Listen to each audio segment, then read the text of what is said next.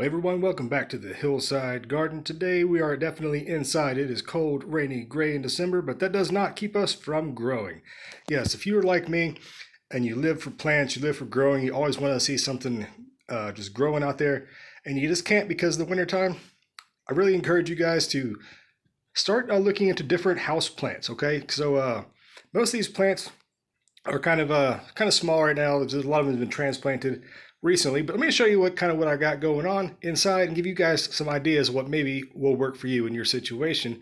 Now, right in front of you, you can kind of tell that if you've never grown this plant before, it used to be called Sansevieria. It's called snake plant, mother-in-law's tongue, because, well, these things are long and spiky at the end, I guess, like a mother-in-law's tongue. Maybe, I don't know how it got its name, but there you go. The plant, I got that last year, I think actually around Christmas time, as just a little 3 or 4 inch pot, little guy, and it has, as you see, multiplied exponentially. Okay, so you see the pot next to it. There you go. That's going to be one of my projects this week, is to transplant and divide this up into multiple containers to give it more room to grow, and possibly just give some away to friends and family, relatives, etc. over the Christmas break. So there you go, an idea for some Christmas presents. Everyone likes house plants. Moving over here to this little table, and it's not nothing's going to stand out and just shock you guys right now, because like I said, this is mostly a lot of baby plants that I'm trying to propagate at the moment. So it's not going to have like a huge big display and just out of control. But this window is an east facing window, gets tons of light in the morning. It does stay lit because the south window behind me is always open, so it does get light from that side. But if you have to choose between windows, the north side is the worst, gets the least amount of sun for your plants. East is it's the best if you have it, but the south is where you want the windows to be to get the best exposure to that sunlight. That's going to help your indoor plants grow without supplemental lighting. So just checking it out, this little agave plant right there, that's pretty cool. I love how this little the variegation kind of on the leaves there. But these can be kind of spiky, so be careful with that.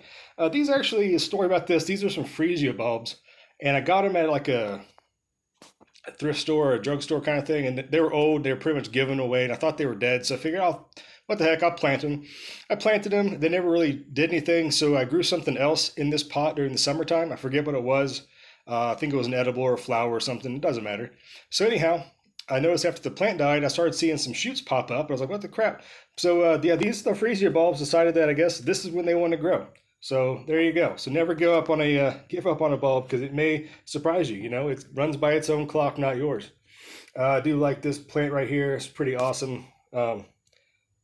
Those little those bracts, whatever, with the false flowers on them. That's a really nice plant. And this right here is actually one of my Joshua trees. I grew this from seed. It doesn't do too well in the winter time with the low light. You can kind of see how it's getting light green down there in the center.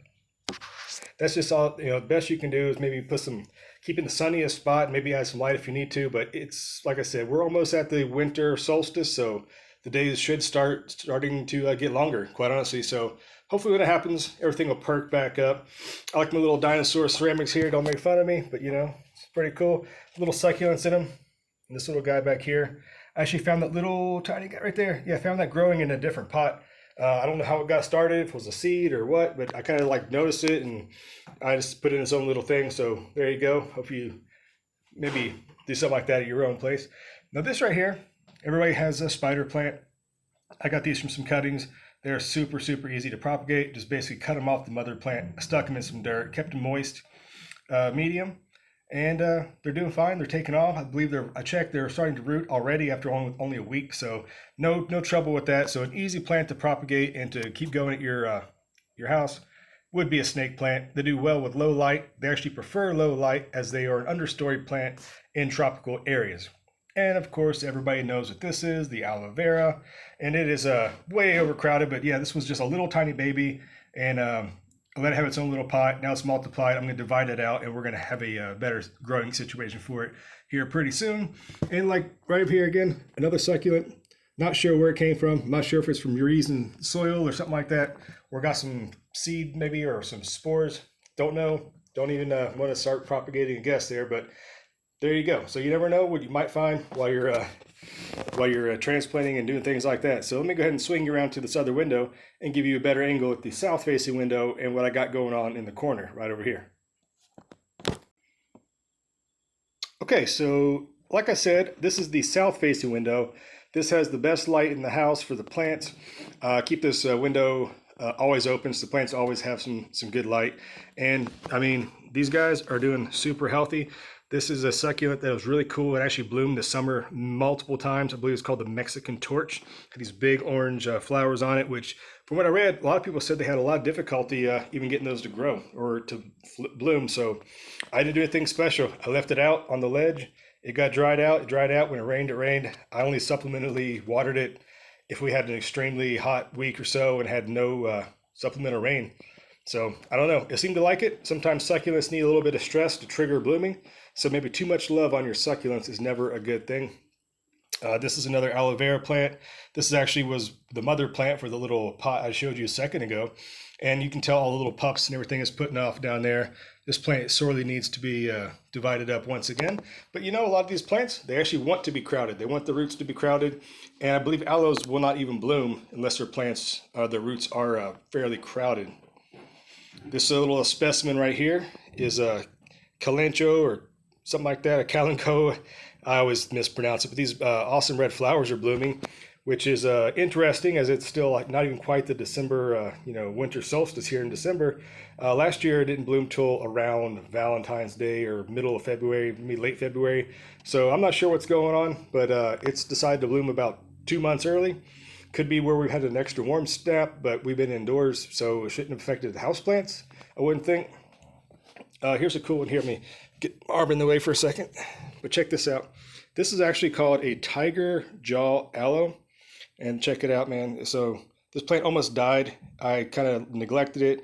It was looking really rough. So I transplanted it into here and it has recovered. It's putting on some nice new growth right there. But when you look down on it, I've seen pictures of entire pots of it.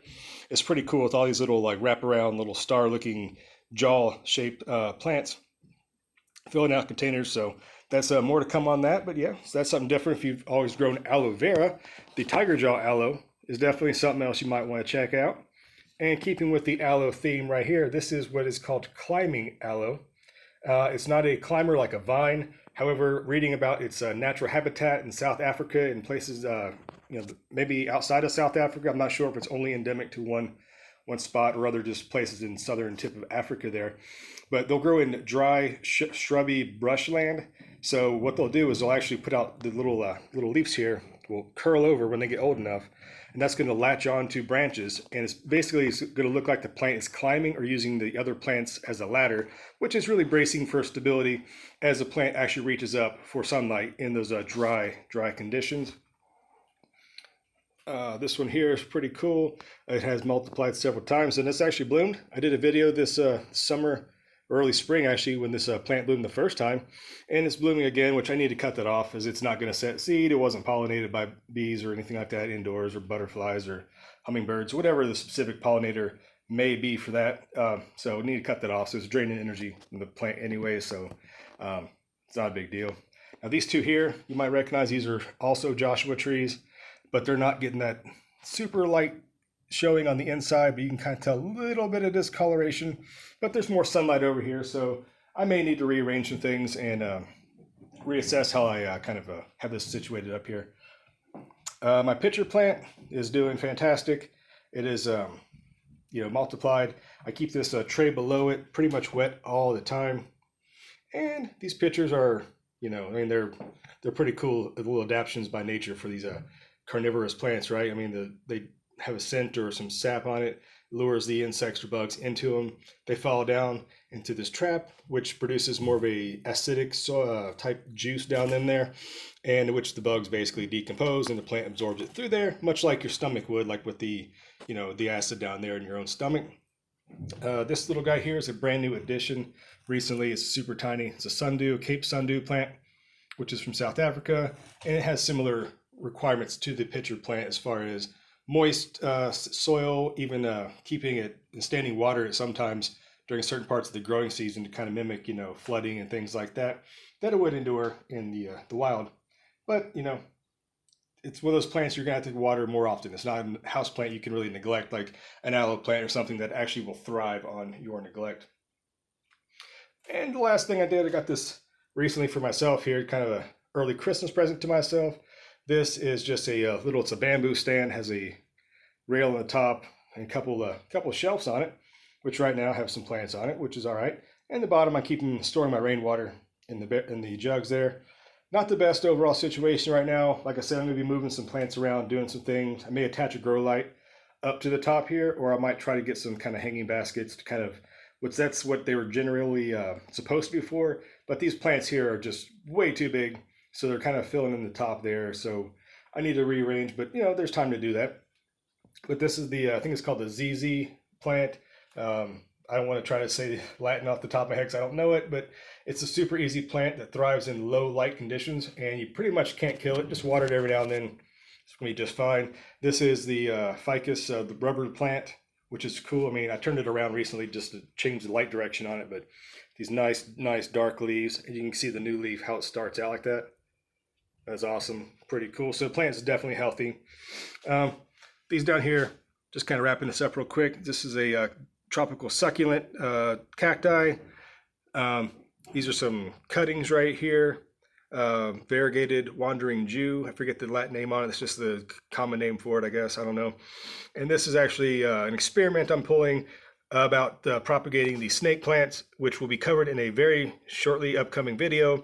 So I'll not leave too much discussion about that right now. I will come back to that with a more full-length discussion. So let me change the subject here and talk about water requirements and misting and humidity for your indoor houseplants. All right, so back at the south-facing window, and you know how I told you that the pitcher plant here in the Sundew need a moist, highly humid environment because that's their natural habitat, where they come from at least. So what I do, I just got a nice dollar store little mister bottle here, okay? And all I do is I use rainwater only. So if you don't have a rain barrel, I really highly suggest you do if it's legal in your city or your state or wherever you may be. But this is a lifesaver. If you have to use tap water, you know, leave it out, let the chlorine and those things evaporate for a couple of days. I'm sure you know all about that. But this is the cringe factor. I know some people are going to freak out because I do this. And, you know, if you have carpet or some valuables or something like that, I'm sure I'm going to get a lot of comments down below about why I shouldn't be doing this. But you know what? These plants need humidity. They need to emulate their jungle habitat.